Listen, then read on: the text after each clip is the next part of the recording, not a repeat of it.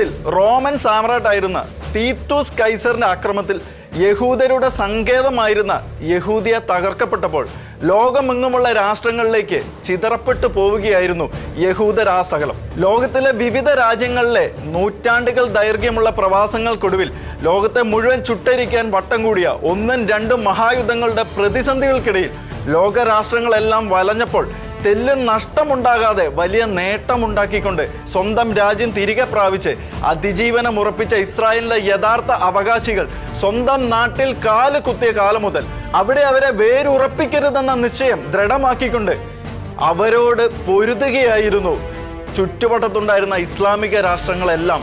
അവരെല്ലാം ഒന്നിച്ച് ഇസ്രായേലിന് നേരെ അലറിയെടുത്ത യുദ്ധങ്ങളിലൊന്നും ഇസ്രായേലിനെ തോൽപ്പിക്കാൻ ആർക്കും കഴിഞ്ഞില്ല എന്നത് ലോക ചരിത്രത്തിലെ തന്നെ അത്യത്ഭുതമായി ഇന്നും അവശേഷിക്കുകയാണ്.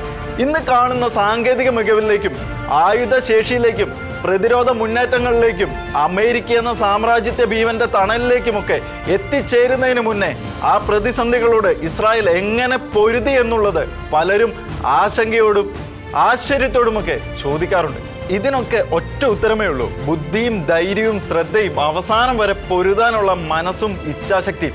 സർവോപരി എല്ലാത്തിനും ഉപരിയായി പകലിലെ സൂര്യനോ രാത്രിയിലെ ചന്ദ്രനോ ബാധിക്കാതെയും ഒരു ദോഷവും തട്ടാതെ തൻ്റെ ജനത്തെ പരിപാലിക്കുന്ന സർവശക്തനായ ദൈവത്തിൻ്റെ സാന്നിധ്യവും മാത്രമായിരുന്നു അക്കാലത്ത് വലിയ വിജയങ്ങൾക്ക് അന്നവരെ തുണച്ചത്.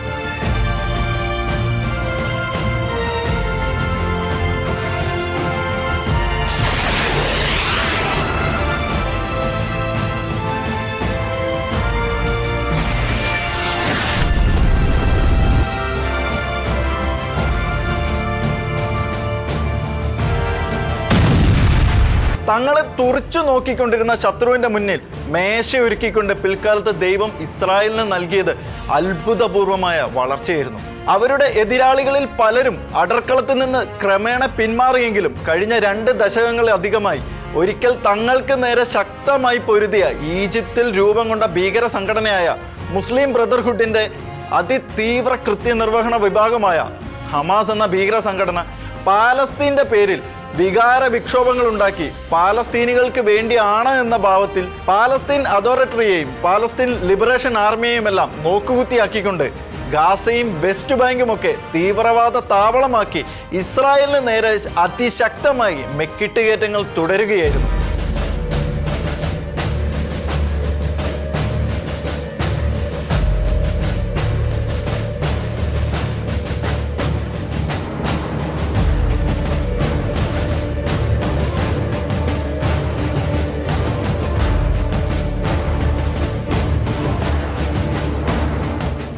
ഓരോ ഘട്ടത്തിലും ഹമാസ് ഇസ്രായേലിനെ ആക്രമിക്കുകയും പോരാട്ടത്തിലും ചെറുത്തുനിൽപ്പിലും മാത്രമേ തങ്ങൾക്ക് ഭാവിയുള്ളൂ എന്ന് ഉറപ്പിച്ച ഇസ്രായേൽ അതിശക്തമായി തന്നെ തിരിച്ചടിക്കുകയും അതിൻ്റെ മൂർധന്യതയിൽ സാങ്കേതിക വെടിനിർത്തലിലൂടെ ഹമാസ് പിൻവാങ്ങുകയുമായിരുന്നു പതിവായി നടന്നുകൊണ്ടിരുന്നത്.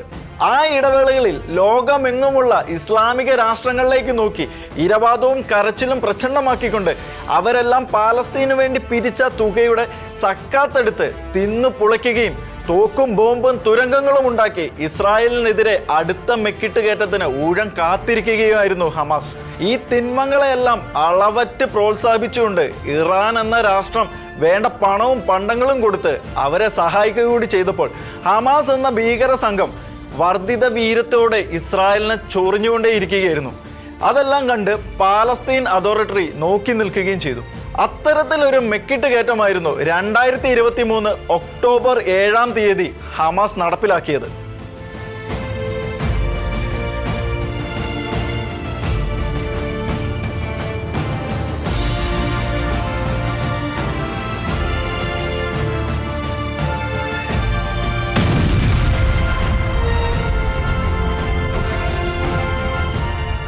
അന്നൊരു ശനിയാഴ്ചയായിരുന്നു. പതിവുള്ള സാബത്ത് ആചരണത്തിനും പ്രാർത്ഥനയ്ക്കും ശേഷം വിശ്രമിച്ചുകൊണ്ടിരുന്ന ഇസ്രായേലിലേക്ക് പെരിച്ചാഴികളെ പോലെ നുഴഞ്ഞു കയറിയ ഹമാസ് നടത്തിയത് വലിയ അക്രമമായിരുന്നു. 1200ഓളം പേരെ കൊല്ലുകയും 200ഓളം പേരെ ബന്ദികളാക്കി പിടിച്ചുകൊണ്ടു പോവുകയും ചെയ്തു. തങ്ങളുടെ അഭിമാനത്തിനും സുരക്ഷിതത്വത്തിനുമേറ്റ കനത്ത മുറിവിന് അടുത്ത ദിവസം തന്നെ ഇസ്രായേൽ പകരം ചോദിച്ചുകൊണ്ട് കളത്തിലിറങ്ങി. പക്ഷെ ഇത്തവണ 4 പൊട്ടീര് കൊടുത്ത് ഇസ്രായേലിന്റെ തിരിച്ചടികൾ അവസാനിച്ചില്ല.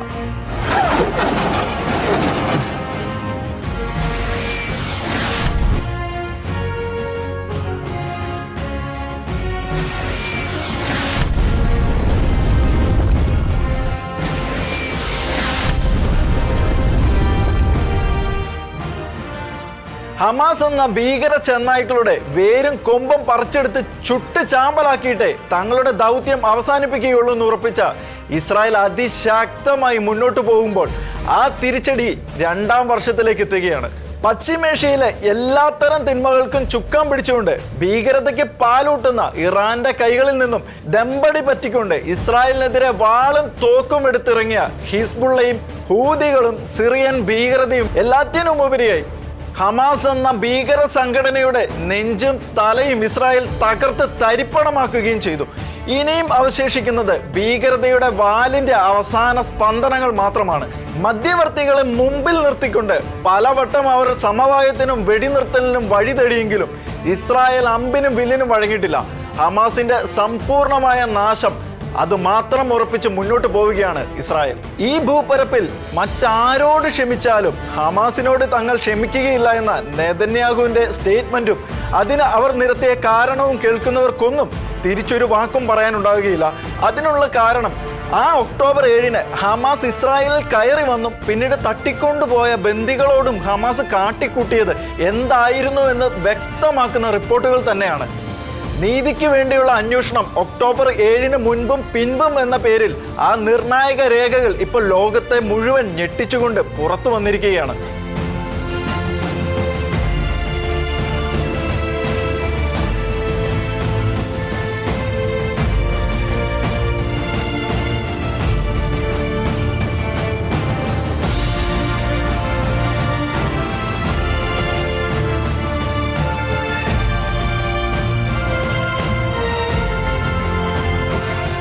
ഭയവും ആശങ്കകളും നിലവിളികളും ആർത്തനാദങ്ങളും കൊണ്ട് ഭീകരമായ ആ ഒക്ടോബർ 7-നെ കുറിച്ച് സമഗ്രമായ പഠനം നടത്തിയ ഇസ്രായേലിലെ പ്രമുഖ നിയമവിദഗ്ധരുടെ ഒരു സംഘം നേതൃത്വം കൊടുത്ത് തയ്യാറാക്കിയ ദിന പ്രൊജക്റ്റ് ഇപ്പോൾ പുറത്തുവിട്ടിരിക്കുന്ന ഈ റിപ്പോർട്ടിന്റെ താളുകളിൽ തെളിയുന്ന കിരാത വൃത്താന്തങ്ങൾ വായിച്ചാൽ ഒരു നിമിഷത്തേക്കെങ്കിലും സാധാരണ മനുഷ്യരുടെ ഹൃദയം നിലച്ചു പോകുമെന്ന് ഉറപ്പാണ്. ഹമാസ് പോരാളികളാണെന്നും പാലസ്തീന്റെ സ്വാതന്ത്ര്യ സമരത്തിന് വേണ്ടി പൊരുതുന്ന വിപ്ലവകാരികളാണെന്നുമൊക്കെ പറഞ്ഞുകൊണ്ടേയിരുന്നു. അവർക്ക് വേണ്ടി കേരളത്തിലെ ഇടത് വലത് രാഷ്ട്രീയക്കാർ ഒരുപോലെ അലങ്കാര പൂത്തിരികൾ കത്തിച്ചു. ദിവസേന പെരുകിക്കൊണ്ടിരിക്കുന്ന ഇസ്ലാമിക വോട്ട് ബാങ്കായിരുന്നു അവരുടെ ലക്ഷ്യമെങ്കിലും ആഹാരത്തിന് വേണ്ടി മാത്രം മറ്റ് ജന്തുക്കളെ കൊല്ലുന്ന മൃഗങ്ങളെക്കാൾ അങ്ങേയറ്റം തരം താന്ന പൈശാചിക നരവേട്ടകളാണ് ഹമാസ് എന്ന് തെളിയിക്കുകയാണ് 84 പേജുകളുള്ള പര്യവേഷണ ഏടുകൾ. ബാറിലാൻ സർവകലാശാലയിലെ Ruth and Emanuel Rackman Center for the Advancement of വുമണിന്റെ ആഭിമുഖ്യത്തിൽ പ്രവർത്തിക്കുന്ന ഈ പ്രൊജക്ടിന്റെ റിപ്പോർട്ടിൽ തെളിയുന്നത് ഒക്ടോബർ 7-നും അത് കഴിഞ്ഞുള്ള വർഷങ്ങളിലും ഹമാസ് നടത്തിയ ലൈംഗിക അതിക്രമങ്ങളുടെ നടുക്കുന്ന വിവരങ്ങളാണ്.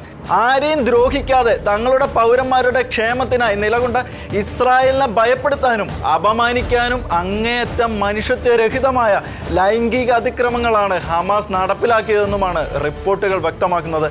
ലോകം ഒരിക്കലും മാപ്പാക്കാത്ത ഈ മാരക തിന്മകൾക്ക് മറുപടിയായി ഈ ഭീകരന്മാരെ പ്രോസിക്യൂട്ട് ചെയ്യണമെന്ന് നിർദ്ദേശിച്ച് അതിന് നിയമനിർദ്ദേശങ്ങൾ നൽകിക്കൊണ്ട് കഴിഞ്ഞ ദിവസം ജെറുസലേമിൽ പ്രഥമ വനിത മൈക്കിൾ ഹെർസോങ്ങിന് സമർപ്പിച്ച റിപ്പോർട്ടിൽ ആധുനിക കാലത്തെ യഹൂദന്മാരെ അതിക്രൂരമായി പീഡിപ്പിച്ച് ഗ്യാസ് ചേംബറുകളിലും കോൺസെൻട്രേഷൻ ക്യാമ്പുകളിലും അടച്ച് 70 ലക്ഷം വരെ നിർദാക്ഷിണ്യം കൊലപ്പെടുത്തിയ നാസി ഭീകരൻ അഡോൾഫ് ഹിറ്റ്ലറെ പോലും ലജ്ജിപ്പിക്കുന്ന വിധത്തിൽ പുരുഷ ജനനേന്ദ്രിയം ഛേദിക്കുകയും സ്ത്രീകളുടെ ജനനേന്ദ്രിയത്തിലേക്ക് ലോഹവസ്തുക്കൾ കുത്തിക്കടത്തുകയും വെടിയുതിർക്കുകയും ചെയ്തതടക്കമുള്ള അതിഭീകരമായ ക്രൂരകൃത്യങ്ങളാണ് രേഖപ്പെടുത്തിയിരിക്കുന്നത്. നോവ സംഗീതോത്സവം നടക്കുന്നതിനിടയിലേക്ക് ഇരച്ചെത്തിയ ഹമാസ് തീവ്രവാദികൾ കൂട്ടക്കൊലയും ബലാത്സംഗവും ഇത്തരത്തിലുള്ള ലൈംഗിക അതിക്രമങ്ങളും ആസൂത്രിതമായി യുദ്ധ ആയുധമായി ഉപയോഗിച്ചുവെന്നും അങ്ങേയറ്റം ഞെട്ടിക്കുന്ന വിവരങ്ങളാണ് ഇപ്പോൾ ലോകം മുഴുവൻ ചർച്ച ചെയ്തുകൊണ്ടിരിക്കുന്നത്.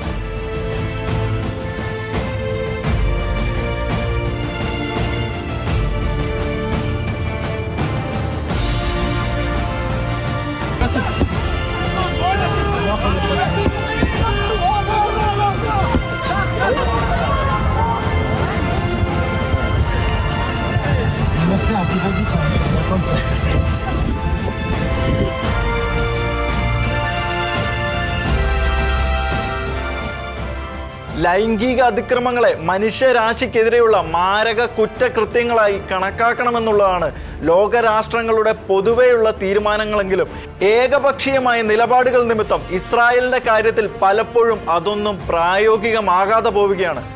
എന്നാൽ അത്തരത്തിൽ പെട്ടുപോകുന്നവർക്ക് നീതി നടപ്പിലാക്കുന്നതും അന്താരാഷ്ട്ര നിയമത്തെ അടിസ്ഥാനമാക്കിയുള്ള ഒരു നിയമപരമായ മാർഗരേഖ വാഗ്ദാനം ചെയ്യുന്നതിലും ലോകത്തുണ്ടായിട്ടുള്ള ആദ്യത്തെ റിപ്പോർട്ടാണിത്. കൂട്ടക്കൊലക്കിരയായി മരിച്ച 1000-ലധികം സ്ത്രീ പുരുഷന്മാരിൽ ഭൂരിഭാഗം പേരും പൂർണ്ണമായ ഭാഗികമായോ നഗ്നരായിരുന്നു. അവരെ കൊന്നു തള്ളുന്നതിന് മുൻപ് തന്നെ മരത്തിലോ തൂണുകളിലോ കെട്ടിയിട്ട ശേഷം ജനനേന്ദ്രിയം വെടിവെച്ച് തകർക്കുകയും കനത്ത ലോകവസ്തു സ്വകാര്യ ഭാഗത്ത് കുത്തിക്കടത്തിയുമാണ് അവരെ ഇഞ്ചിഞ്ചായി കൊന്നു തള്ളിയത്. അത്തരം ക്രൂരകൃത്യങ്ങൾക്കിരയായി കൊല്ലപ്പെട്ടവരിൽ ഭൂരിഭാഗവും സ്ത്രീകളായിരുന്നു. എന്നാൽ പുരുഷന്മാരിൽ പലരുടെയും ജനനേന്ദ്രിയം അറുത്തു മാറ്റപ്പെട്ട നിലയിലുമാണ് കാണപ്പെട്ടത്. ഹമാസിന്റെ കേന്ദ്രങ്ങളിലേക്ക് ബന്ദികളാക്കി കൊണ്ടുപോയ സ്ത്രീകളിൽ മോചിക്കപ്പെട്ടവർ വെളിപ്പെടുത്തിയതാകട്ടെ അതിക്രൂരമായ ലൈംഗിക പീഡനങ്ങളുടെ വിവരങ്ങളായിരുന്നു. ഇതിൻ്റെ എല്ലാം ഡിജിറ്റൽ തെളിവുകളും രേഖകളും വിഷ്വലുകളും എല്ലാം ചേർത്താണ് ഐക്യരാഷ്ട്രസഭയിൽ ഇസ്രായേൽ ഒക്ടോബർ 7 അക്രമത്തിന്റെ വിശദ വിവരങ്ങൾ ബോധിപ്പിച്ചത്. മുമ്പും ഐക്യരാഷ്ട്രസഭയുടെ നിലപാടുകൾ ഇസ്രായേൽ വിരുദ്ധമാണ് എന്ന് വ്യക്തമായിട്ടുണ്ട്. അമേരിക്കയിൽ നടന്ന UN കോൺഫറൻസിൽ അത് കൃത്യമായി തന്നെ നെതന്യാഹു വെളിപ്പെടുത്തിയിട്ടുമുണ്ട്. ഇവിടെയും വസ്തുനിഷ്ഠമായ തെളിവുകൾ നിരത്തിക്കൊണ്ട് ഹമാസിനെ കരിമ്പട്ടയിൽ ഉൾപ്പെടുത്തണമെന്ന ശക്തമായ നിർദ്ദേശങ്ങളാണ് ഇസ്രായേൽ മുന്നോട്ട് വെച്ചത്. എന്നാൽ ഐക്യരാഷ്ട്ര തലവൻ അതിനെ നിസാരമായി തള്ളിക്കളഞ്ഞുവെന്ന പരാതിയാണ് ഇസ്രായേൽ ഇപ്പോൾ മുന്നോട്ട് വെച്ചിരിക്കുന്നത്. ഇസ്രായേലിനെ സംബന്ധിച്ചിടത്തോളം ഹമാസോ അവർക്ക് വേണ്ടി വട്ടിപിടിക്കുന്ന UN-ലെ നേതാക്കന്മാരോ ഒന്നും ഒരു വിഷയമേ അല്ല. എന്നാൽ ഒരു സാർവലൗകിക നീതിയിൽ നിന്നും തങ്ങളെ തള്ളിക്കളയാനുള്ള നീക്കങ്ങളെ ലോകത്തിന്റെ മുന്നിൽ തുറന്നു കാട്ടുക എന്നത് മാത്രമാണ് ഇസ്രായേൽ ഇപ്പോൾ കണക്ക് കൂട്ടിയിരിക്കുന്നത്. നീതിക്ക് വേണ്ടിയുള്ള അന്വേഷണം ഒക്ടോബർ 7 മുൻപും അതിന് ശേഷവും എന്ന അന്വേഷണാത്മക റിപ്പോർട്ടിന്റെ ഉള്ളറകൾ തുറന്നു വെച്ചതിലൂടെ അവർ ഉദ്ദേശിച്ചത് മറ്റൊന്നുമായിരുന്നില്ല. ഇസ്രായേലിന് ഒരു കൃത്യമായ ടാർഗറ്റ് ഉണ്ട്. എന്ത് വില കൊടുത്തും അവരത് നേടിയെടുക്കുക തന്നെ ചെയ്യും. അതിന് അവരുടെ മുൻപിൽ ഒന്നും തന്നെ ഒരു തടസ്സമേ അല്ല. ഈ യാഥാർത്ഥ്യങ്ങൾ ആരൊക്കെ അംഗീകരിച്ചാലും ഇല്ലെങ്കിലും ഇസ്രായേൽ തീർത്തു പറയുന്നത് തങ്ങൾ നീതി നടപ്പാക്കുമെന്നും ആരോടൊക്കെ ക്ഷമിച്ചാലും ഹമാസിനോട് ക്ഷമിക്കുകയില്ല എന്നും അവരെ റൂട്ട് ഔട്ട് ചെയ്യുമെന്നുമാണ്. ലോക സമാധാനത്തിനും അത് ആത്യന്താപേക്ഷിതമാണ്.